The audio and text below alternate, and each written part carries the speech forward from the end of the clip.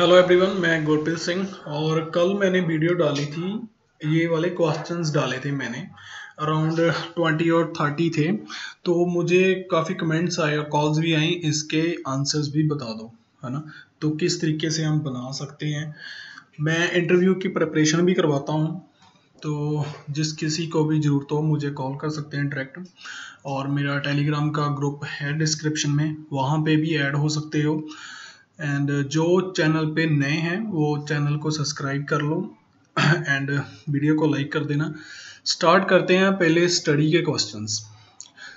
आपको दिमाग में ये रखना है कि आपको दो क्वेश्चन ही वो बंदा, वीज़ा ऑफिसर, ठीक है, वो आपसे पूछने वाले हैं। दो क्वेश्चन ही मेन है उनके। एक तो हो गया स्टडी का और दूसरा हो गया कि आपके पास कितना पैसा है। ठीक है, ये दो चीज़ें हैं जो वो प्रेफरेंस देते हैं। ठीक है, उसके ऊपर ही वो वीज़ा देते हैं, उसी के ऊपर ही वो रिजेक्ट कर देते हैं। ठीक है, तो स्टडी में हमने ना जो क्वेश्चन से आंसर देने होते हैं वो एक फॉर्मेट में दें। ठीक है, जो उसको समझ आई, उसके माइंड में हमारी इमेज बने आंसर की। ठीक है, कि इसने बंदे ने ये किया है, ये करने वाला है, इसे इतनी नॉलेज है, बोलने का तरीका इसका बिल्कुल सही है।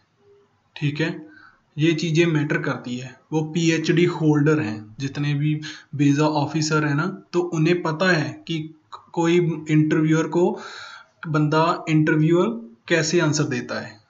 ठीक है, जिसकी इंटरव्यू है वो इंटरव्यूअर को कैसे आंसर देता है। ठीक है, या फिर उसे कैसे इम्प्रेस करने की कोशिश करता है, उसे सारा पता है। तो आपको भी पता होना चाहिए कि आंसर का वे क्या है, बोलने का तरीका क्या है। ठीक है, तो कैसे आप अपने आंसर को क्रैक कर सकते हो। ये देखो, जैसे जो मैंने क्वेश्चंस लिखे हैं ना, इसी में ही आंसर है। जैसे what is your study background, when it is done, where and your grades. ठीक है, पहला क्वेश्चन ये हो गया। पहले क्वेश्चंस में क्या है कि उसने आपकी स्टडी बैकग्राउंड पूछ लिया। वो पूछेगा तो इतना ही कि what is your study background. आपने क्या क्या बताना है कि मेरी स्टडी मैंने इस साल में डन हुई। ठीक है, यहाँ से डन हुई, जो भी कॉलेज का नाम था और उसकी लोकेशन को, जो भी सिटी थी। ठीक है, उसके बाद कि मेरे इतने ग्रेड्स हैं। ठीक है, ये आप इसे काउंट करोगे ना, मैक्सिमम 4 लाइनें बन गई। तो आप 4 लाइनों में आंसर दो ना उसे। 4 लाइनों में जब आंसर दोगे तो आपकी इमेज बनेगी ना एक उसके दिमाग में कि हाँ, इस बंदे ने ये चीज़ की है, यहाँ से की है, इतने इसके पास परसेंटेज है। ठीक है, उसके पास आपका डाटा है, लेकिन वो अकेली अकेली फाइल नहीं चेक करेगा। करनी होती तो भाई पेपर बेस्ड वीज़ा होता, ये इंटरव्यूज बेस्ड वीज़ा है। तो आप अपने आप को प्रेजेंट कर रहे हो। ठीक है ना। तो जब वो पूछेगा कि स्टडी, लास्ट स्टडी या बैकग्राउंड स्टडी, उसका कोई भी क्वेश्चन हो सकता है, आपने इस वे में आंसर देना है। ठीक है, दूसरा question, you have experience, how much you have and what is your company name. ठीक है, आप बताओगे कि मुझे एक्सपीरियंस है। यस, आई हैव एक्सपीरियंस, इतना तो छोड़ने वाले नहीं हो। ठीक है, जब आप इतना छोड़ दोगे, वो बंदा पूछेगा अपने, फिर नए क्वेश्चन बनाएगा, कौन सी कंपनी थी भाई, कब से कब तक।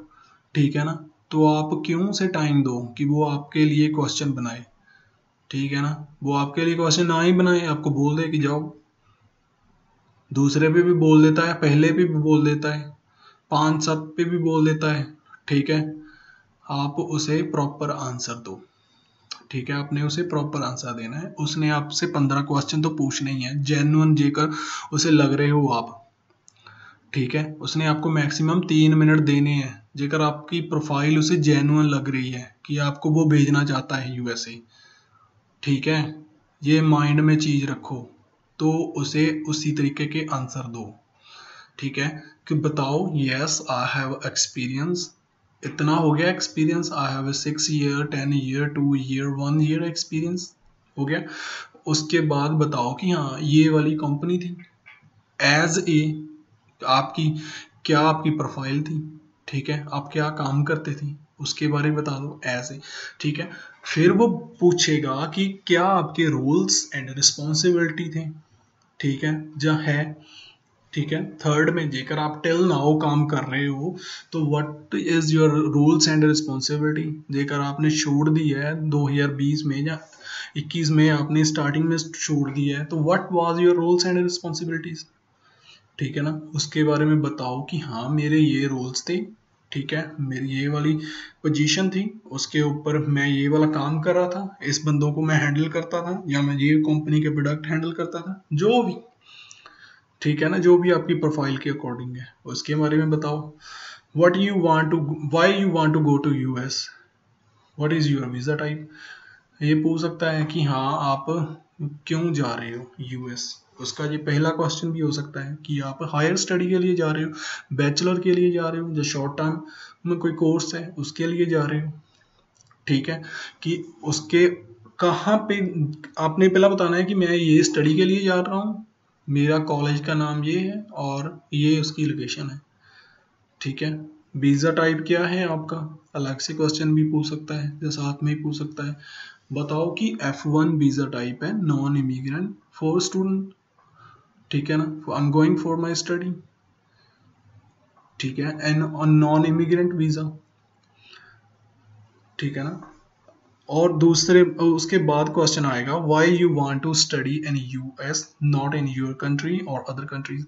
तो अभी ऐसा तो है ही नहीं कि आप इंडिया को या अदर कंट्रीज की स्टडी सिस्टम को आप बोलोगे कि हाँ अच्छा नहीं है।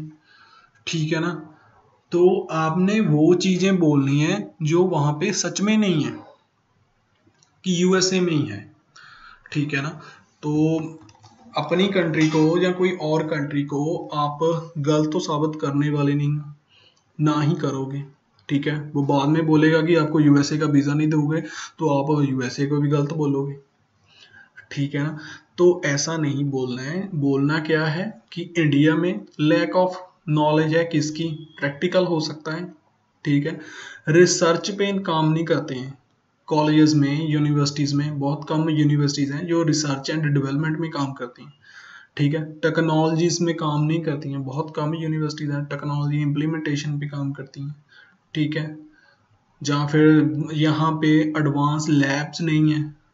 ठीक है, जो डॉक्टर्स की लैब्स हो गई, जहाँ कंप्यूटर्स की लैब्स हो गई, वो यहाँ पे एडवांस नहीं है, एथिकल्स लैब्स नहीं है एडवांस।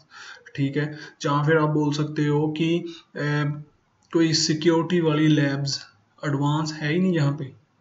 ठीक है ना, रियलिटी बताओ कि बहुत रेयर कॉलेजेस हैं यहाँ पे जिनमें चीज़ें मिलती हैं देखने को, मोस्टली है ही नहीं। हाई रैंक यूनिवर्सिटीज़ नहीं है इंडिया में, बहुत कम है। ठीक है ना, तो एज कम्पेयर टू यूएसए में तो ऑलमोस्ट सारी की सारी ही यूनिवर्सिटी हाई रैंक्ड है।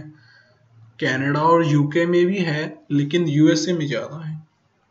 बोल सकते हो कनाडा, यूके या ऑस्ट्रेलिया में लैब्स हैं, हाई टेक हैं, but advance technology, advance programs, virtual labs काफ़ी ज़्यादा आपके कोर्स के अकॉर्डिंग। उन्होंने कोर्स में कंटेंट में लिखा होता है क्या क्या है कोर्स के अंदर, कौन सी लैब्स हैं, कौन से प्रैक्टिकल्स करते हैं वो, कौन सी एक्स्ट्रा करिकुलम एक्टिविटीज़ हैं कॉलेज के अंदर। ठीक है, वो बताओ कि हाँ मुझे यूके या कनाडा में नहीं मिल रही हैं वो एक्टिविटीज़, यूएसए में ही मिल रही हैं, इसी कारण।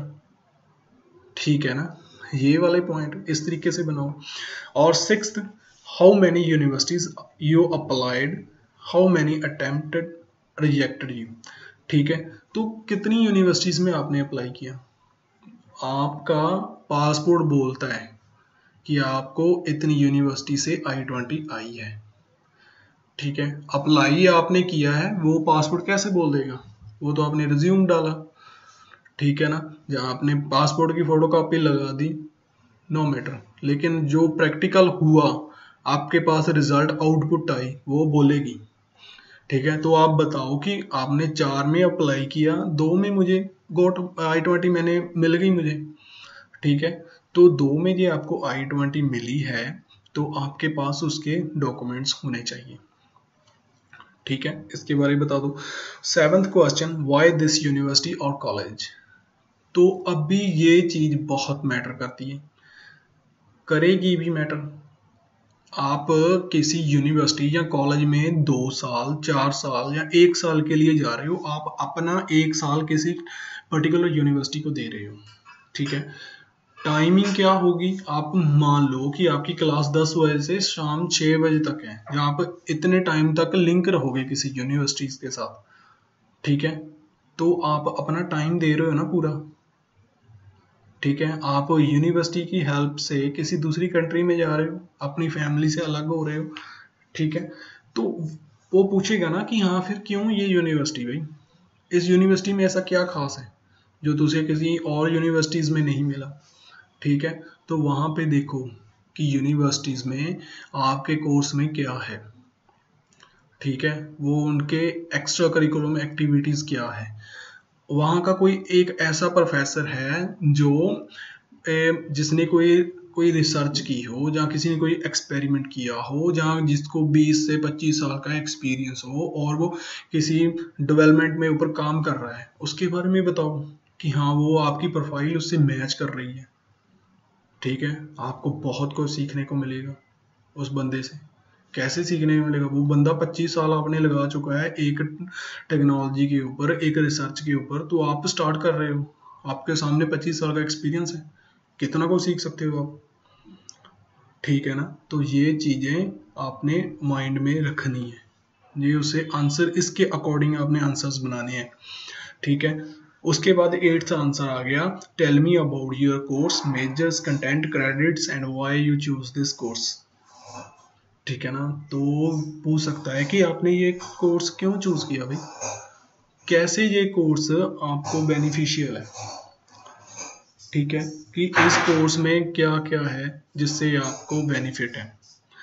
तो आप कोर्स के बारे में बताओ कि ये कोर्स मेरी प्रीवियस स्टडी से कैसे मैच कर रहा है, जहाँ इन फ्यूचर मुझे इससे कौन से बेनिफिट्स हैं, कौन से बेनिफिट्स हो सकते हैं, जैसे आपको इन फ्यूचर में क्या बेनिफिट्स हो सकते हैं, आप इंडिया में या किसी और कंट्री में बिजनेस स्टार्ट कर सकते हो, या किसी और कंट्री में एज ए एम्प्लॉय काम कर सकते हो, आपकी पोजीशन सीनियर वाली हो जाएगी, ठीक है। एक तो आपके पास इंटरनेशनल, वो भी यूएसए की नंबर 1 कंट्री है और नंबर 1 उनका एजुकेशन सिस्टम है, तो उनकी आपको डिग्री मिलेगी, ठीक है ना। तो उससे आपका लेवल तो पहले ही बहुत ऊंचा हो गया, अभी आपका लेवल इतना ऊंचा हो गया कि इतनी बड़ी डिग्री मिल गई, तो उसके क्या क्या बेनिफिट्स हैं आपको फिर, ठीक है ना। उसके बाद आपको आपके मेजर्स के बारे में पता होना चाहिए, आपके कंटेंट्स के बारे में पता होना चाहिए, आपके क्रेडिट्स कितने हैं उनके बारे में पता होना चाहिए।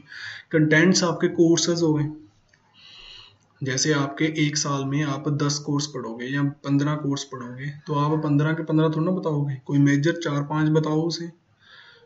क्रेडिट्स, वो कितने ज़्यादा कोर्सेज हैं एक साल में, उनके टोटल कितने कोर्स हैं उनके, उनका बता दो कि जैसे 15 है, 20 हैं या 30 हैं मैक्सिमम, ठीक है। टोटल क्रेडिट्स वो हो गए, ओके। और 9th, why you changed your stream and how it will help you in future and what's your future plan. तो जेकर आप चेंज कर रहे हो अपनी स्ट्रीम को, ठीक है, तो उसे बताओ कि मैं इसे क्यों चेंज कर रहा हूँ, कि आपके पास अभी गुड एक्सपीरियंस है, ठीक है। तो जेकर आप अभी आपने डन की है स्टडी और आपने की है कंप्यूटर साइंस में, और आप ले रहे हो मैकेनिकल में, जहाँ इलेक्ट्रॉनिक्स में, जहाँ फिर आप बिजनेस में, तो वो तो पूछेगा आपसे कि भाई अभी आपने 3 साल 4 साल एक दूसरी स्टडी पे दिए, अभी इससे बिल्कुल डिफरेंट पे जा रहे हो, ये चीज़ नहीं बोलनी, ठीक है ना। ये चीज़ रखनी भी नहीं, ऐसा ना है कोर्स आपने लेना है फिर।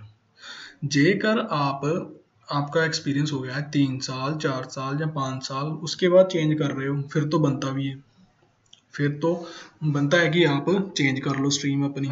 तो उसमें आप बोलो, उसमें आप बताओ कि हाँ मैं अपनी स्ट्रीम चेंज इसलिए कर रहा हूँ कि मुझे अभी बहुत गुड एक्सपीरियंस हो गया है मेरी इस फील्ड में, ठीक है। तो मैं अभी न्यू टेक्नोलॉजीज में, न्यू जो भी रिसर्च हो रही हैं न्यू स्टडी में, उसमें मैं स्टडी करना चाहता हूँ ताकि मैं अपने और ज़्यादा एक्सप्लोर कर सकूँ अपनी नॉलेज को, ठीक है।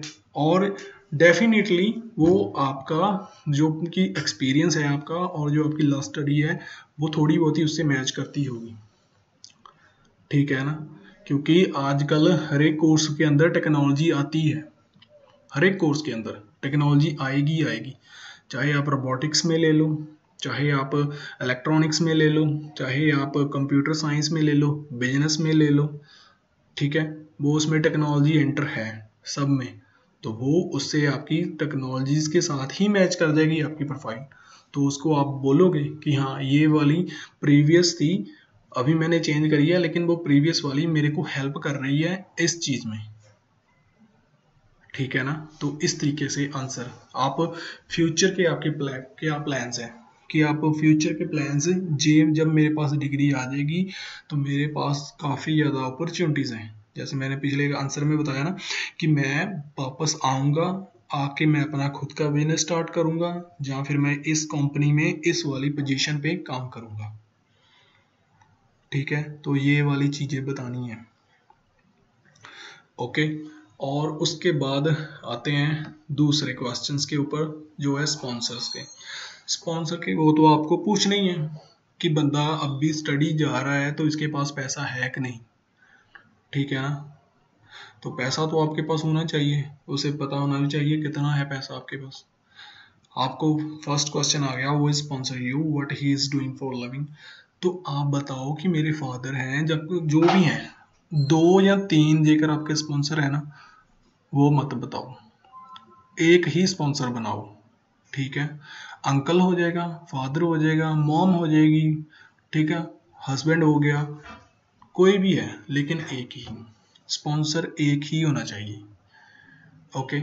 तो वो क्या करता है उसके बारे में जब आप बताओगे ना, तो सोच लेना कि आप बता रहे हो उसकी एनुअल बनती भी होगी कि नहीं, जो आप उसकी पोजीशन बता रहे हो, ठीक है ना। क्योंकि वो जब आपने उनकी पोजीशन बता दी ना, उसने अपने आप उनकी एनुअल बना लानी, उसे पता है कि कौन सी पोजीशन पे किसकी कितनी एनुअल बनती है, ठीक है। तो ये चीज़ दिमाग में रखना। और दूसरा question, what is his annual income, saving and immovable assets. Saving बताओ आपके पास कितनी है, 30 लाख है, 20 लाख है, आपकी स्टडीज के जो एक्सपेंसेस हैं और ट्यूशन फीस है उससे ज़्यादा ही होनी चाहिए सेविंग। एनुअल आपकी वैसे ही, तो वो एनुअल पे ही देखेगा, ठीक है। और उसके बाद आगे इमूवेबल एसेट्स, ये आगे जैसे आपकी प्रॉपर्टी हो गई, घर हो गया, गोल्ड हो गया, ठीक है, या कोई और हो गया, लैंड हो गई कोई, तो उसका एक आपने इसके डॉक्यूमेंट्स नहीं लेके जाने होते हैं इमूवेबल एसेट्स के, जी वैसे बोलना होता है, सपोर्ट करता है ये आपके आंसर को, ठीक है। और third, you have siblings, what they are doing and how many members depends on your sponsor. तो ये चीज़ भी मैटर करती है भाई, कि जेकर आपके वो सिबलिंग्स पूछ रहा है ब्रदर सिस्टर कितने हैं, ठीक है आप बता दो कितने हैं, तो वो जेकर छोटे हैं तो फिर वो भी आपके पेरेंट्स के ऊपर, आपके फादर के ऊपर डिपेंडेंट है, तो फिर वो अभी आपके फादर आपके ऊपर ही क्यों पूरा पैसा लगा रहे हैं, उनको क्यों नहीं देख रहे, ठीक है ना। तो ये भी एक चीज़ बनती है और इसका भी आपको देखना पड़ेगा, ठीक है। तो आप ये देखो कि हाँ कौन कौन मेरे पेरेंट्स के ऊपर डिपेंडेंट है, ठीक है, इसके बारे में भी देखो। और fourth, how you will manage your expenses in US. तो ये क्वेश्चन फोर्थ सेकंड की तरह ही है, वो पूछ लेगा कि कौन आप कैसे अपने एक्सपेंसेस मैनेज करोगे यूएस में।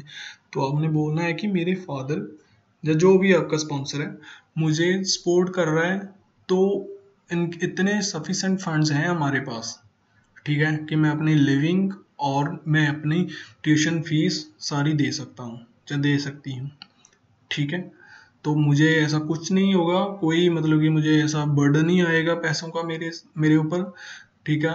और ना ही मुझे कोई ज़रूरत पड़ेगी कि और ज़्यादा मैं उनसे मंगवाऊँ, ठीक है, क्योंकि मेरे पास सफिशेंट पहले ही फंड्स हैं पहले साल के लिए। और उसके बाद वो पूछता है कि क्या आप जॉब करोगे अपनी स्टडी के रिगार्डिंग फिफ्थ में, तो आप बताओगे कि नहीं, I will only focus on my study, कि मैं कोई सफी एक टाइम दे रहा हूँ, 2 साल 4 साल दे रहा हूँ अपनी मैं स्टडी के लिए दे रहा हूँ, ठीक है। जब मेरे पास डिग्री आ जाएगी तो उसकी हेल्प से मुझे बहुत बढ़िया जॉब मिल जाएगी, जब मुझे अच्छी जॉब मिल जाएगी तो फिर मैं काम ही करूँगा, तो अभी मैंने पढ़ना ही है, तो मैं पढ़ने ही जा रहा हूँ। ठीक है, तो 6th क्वेश्चन आ जाता है, ये तो आपके रिलेटिव्स है। 6th क्वेश्चन में ये तो आपके रिलेटिव्स है यूएसए में, तो आप बताओ कि हाँ है। जेकर उनका रिकॉर्ड अच्छा है तो बताओ, नहीं अच्छा है तो बोल दो नहीं है। और दूसरा आप क्या कर सकते हो, उनका पासपोर्ट की फोटोकॉपी साथ में जरूर लेके जाना, क्योंकि जब आप बोल दोगे कि है वो देखेंगे ही। ठीक है, तो वीडियो को लाइक करो एंड जिनके जो भी क्वेश्चंस हैं वो मुझे बताओ इसके अंदर, कमेंट के अंदर, मैं उनके रिप्लाई जरूर करूँगा।